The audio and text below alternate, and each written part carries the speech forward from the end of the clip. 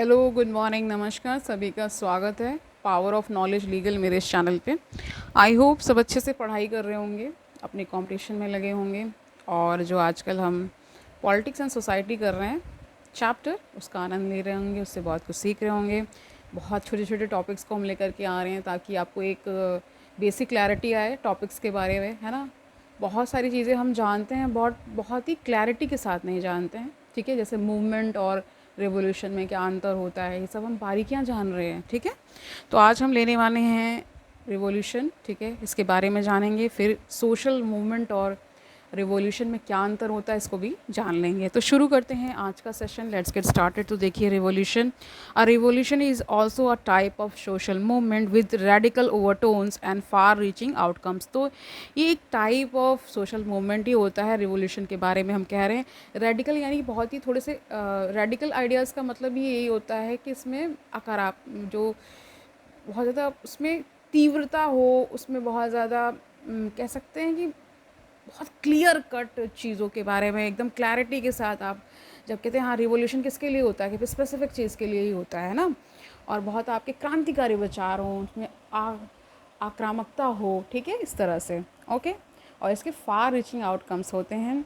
In socio political sphere the term revolution came into being in 1688 in England. तो 1688 में ये term आया, ठीक है। इंग्लैंड की बात हम कर रहे हैं। When James second was replaced with William third and the event was termed as glorious revolution. तो ये आपने हिस्ट्री में पढ़ा होगा इसके बारे में, ग्लोरियस रिवॉल्यूशन के बारे में। 1688 ईयर है, ठीक है। क्या हुआ था इसमें कि जेम्स सेकेंड को किसने रिप्लेस कर लिया था? विलियम थर्ड ने, और इसी इवेंट को ग्लोरियस रेवोल्यूशन कहा जाता है। According to James M Jasper, ये एक सोशोलॉजिस्ट हैं, इनके अकॉर्डिंग क्या ये है, रिवोल्यूशन की डेफिनेशन बता रहे हैं, is a social movement that seeks as minimum to over through the government और स्टेट। तो किसी भी गवर्नमेंट को हटाने के लिए या किसी राजशाही या राजा को हटा करके जब नया कोई राजा बैठता है, ठीक है, उसको इन्होंने रिवोल्यूशन का नाम दिया, ठीक है।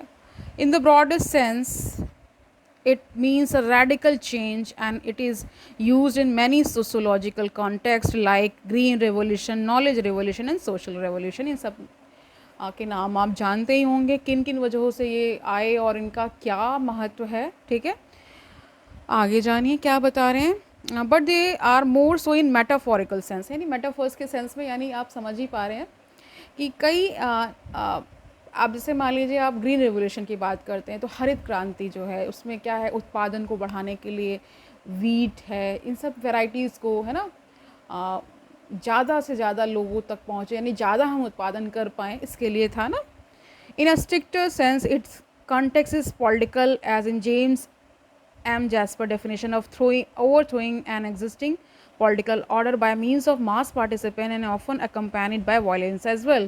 तो कह रहे हैं स्ट्रिक्ट सेंस में बता रहे हैं, जैसे कि जेम्स एम जस्पर की डेफिनेशन में भी कहा गया है कि जब किसी पॉलिटिकल ऑर्डर को चेंज करना होता है, किसी जो कहते हैं ना सत्ता का उठा पटक होना, है ना, तो ये सब जो चीज़ें लानी होती हैं उसमें वायलेंस का भी कई बार इस्तेमाल होता है ना। आप देखते ही होंगे, अगर सामने से अगर आपने नहीं देखा तो मूवीज़ वगैरह में आपने देखा होगा, ठीक है।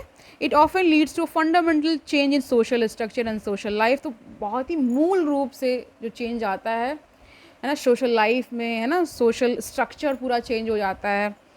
changes in political structure and increased participation of people in political life. It can also be seen as a particular form of social movement, and social movement may become more radical and revolutionary and vice versa। तो इसके उल्टा भी हो जाता है कि कभी वही जो मूवमेंट है वो ऐसा लगता है कि वो रिवोल्यूशन का भी फॉर्म ले लेता है ना, बहुत जो जो आक्रामक हो जाता है एक तरह से, तब उसकी बात हो रही।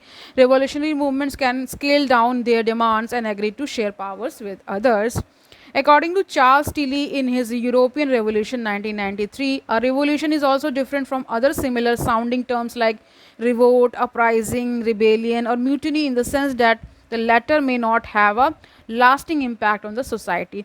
तो कह रहे हैं कि जैसे ये सब जो मिलते जुलते लगते हैं, जैसे रिवोल्ट की है ना, अपराइजिंग है, म्यूटनी है, इनके अपने अपने मतलब हैं, तभी ये शब्द बनाए गए, ठीक है। तो कह रहे हैं बहुत ज़्यादा हो सकता है बहुत ज़्यादा इनका इम्पैक्ट ना हो सोसाइटी में, लेकिन जो रिवोल्यूशन है वो ज़्यादा से ज़्यादा इम्पैक्ट लेकर आता ही आता है.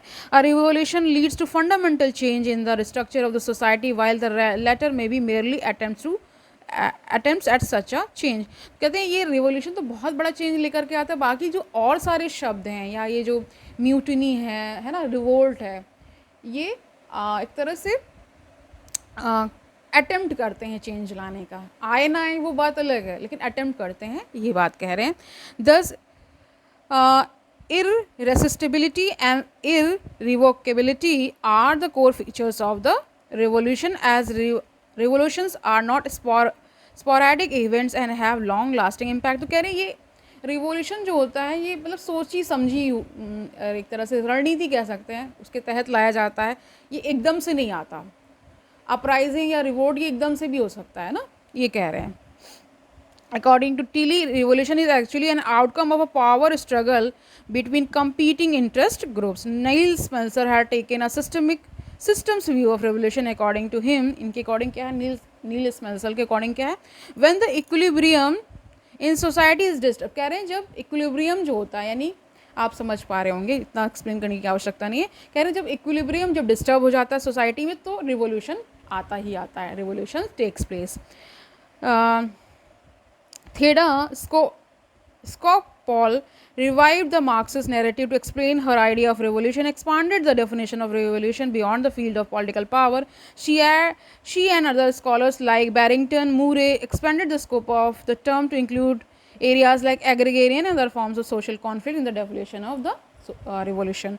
Revolutions are also associated with the positive and desirable human values like emancipation, liberation, and equality. They may be revivalist or reformatory in spirit as well, but never conservatory in spirit. This differentiates them from military coups and other large-scale reactionary events. तो कह रहे हैं कि ये हमेशा reformatory, revivalist यानी कि किसी चीज़ को रिवाइव करने के लिए भी किया जा सकता है, लेकिन कंजर्वेटरी नहीं होता. कंजर्व मतलब इसका सीमित अर्थ में नहीं इसको ले सकते हम. ठीक है, यही सारे चीज़ें डिफ्रेंशिएट करती हैं. Godwin distinguished between conservative, reformist and radical revolutionary movements depending on how much of a change they want to introduce. An example of conservative revolutionary movement would be American revolutionary movement. समझ गए? और the Mexican revolutionary movement. Examples of a radical revolutionary movement include the French revolution, ये था, Bolshevik revolution in Russia and most recently Arab spring in Tunisia and Egypt. Revolution can further be classified on the basis of ideology between, जो भी ideology होती है इनमें कुछ ना कुछ आइडियोलॉजी तो होती है, कोई भी रिवॉल्यूशन आएगा तो. फॉर मार्क्स, ये कार्ल मार्क्स की बात हो रही है, revolution was an end to the class struggle. तो कहते हैं रिवॉल्यूशन किसका एंड कर देता है? क्लास स्ट्रगल का कर देता है, जो स्ट्रगल क्लासेस में चल रहा होता है. ठीक है. For Arbley, revolution is one of the 4 types of the social movement. Causes of revolution can be many and some explanation combined a variety of factors, as in the J-curve theory of rising expectation, which suggests that the revolution are not the result of absolute but of relative deprivation. तो कह रहे हैं absolute deprivation से नहीं आता, relative deprivation जब होता है तभी ये अकर करता है. occurring when long periods of rising economic prosperity are sharply reversed. और जहाँ पे इकोनॉमिक प्रॉस्पेरिटी कम होने लगती उसके कारण भी हो सकता है. The same social movement may be viewed differently depending on a given context, usually the government or the culture of the country in which it is taking place. For example, Jack Goldstein notes that the human rights movement can be seen as a regular social movement in the West, but it is a revolutionary movement under the oppressive regimes like in China and some Arab countries. So China वगैरह में इतने human rights हैं नहीं, तो उनके लिए भी लोग लड़ाई लड़ते हैं. तो उसी को बता रहे हैं, ये ह्यूमन राइट्स मूवमेंट जो आया है ना, इसने फिर बहुत जगह अपना पैर पसारे, एक तरह से कह सकते हैं, लोग इसके प्रति जागरूक हुए, तो ये सब कंट्री टू कंट्री फैलता चला गया. Similarly, demand for equal rights for women is a social movement in country like the USA और India, but it is a revolutionary step in the conservative Islamic states. तो कह रहे Islamic states में क्योंकि महिलाओं को उतने अधिकार नहीं है, तो यहाँ ये रिवोल्यूशन कहलाता है, क्योंकि बहुत ही रेडिकल चेंज लाना है और बहुत ही आक्रामकता से आता है. लेकिन कंट्रीज़ लाइक इंडिया और अमेरिका में यही एक सोशल मूवमेंट है. ठीक है. Conditions for the rise of revolutionary movement, इसकी जान लीजिए. कंडीशंस क्या क्या होती हैं? Mass discontent leading to popular uprising. जब बहुत असंतोष मासेस में फैल जाता है तभी आता है. दूसरा बताया डिसीडेंट political movements with elite participation. तो जब बहुत ही पॉलिटिकल मूवमेंट्स में उनमें बहुत ही एक तरह से कह सकते हैं एक नकार आ जाता है कि हम इस चीज़ को नहीं मानते। तो दोनों के बीच में जब क्लैशेस होते हैं दो विचारधाराओं के बीच में तो आ जाता है, और इसमें एलिट का पार्टिसिपेशन भी होता है। थर्ड बताया strong and unifying motivations across major parts of the society, यानी कि जब बहुत ज़्यादा मोटिवेशन किसी चीज़ के प्रति बढ़ जाता है कि ये होना चाहिए, ये होना ही चाहिए, ठीक है, तो भी आ जाता है। और ये ज़्यादातर लोगों के बीच में ये जब भावना आ जाए ना। फोर्थ बताया इन्होंने a significant political crisis affecting the state reducing its ability और will to deal with the opposition. तो कह रहे हैं एक सिग्निफिकेंट क्राइसिस आ जाती है, पॉलिटिकल क्राइसिस आ जाए ना, और ये समझ में आता है कि अब राजा उतना जो गवर्नमेंट वो उतनी कह सकती प्रभावशाली नहीं रही है, उसके अंदर वो बात नहीं है, वो एक्स फैक्टर नहीं है कि वो अब लीड कर सके, तो भी आ जाता है। फिफ्थ इन्होंने बताया एक्सटर्नल सपोर्ट, जब एक्सटर्नल सपोर्ट मिल जाए तब हो जाता है। और एट लास्ट इन्होंने क्या बताया है, lack of interference on behalf of the state.